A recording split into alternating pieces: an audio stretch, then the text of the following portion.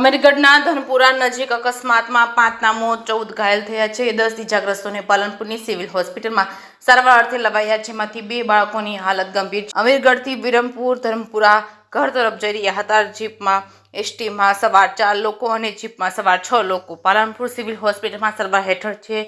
Abu road તરફથી આવી રહેલ બસ અને જીપ વચ્ચે સર્જાયું છે ગમફાર અકસ્માત। જે કેસ ગુજરાતી સાથે ભરત ઠાકર ડીસા।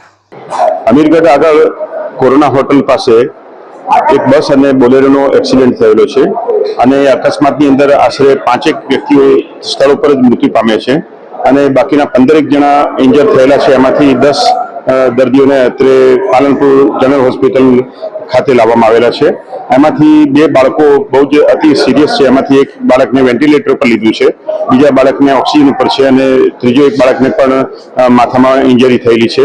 આમ 3 બાળકો થોડા સિરિયસ છે, બાકી બીજા બધા દર્દીઓને કોઈને માથામાં વાગેલું છે, કોઈને પગ ઉપર વાગેલું છે।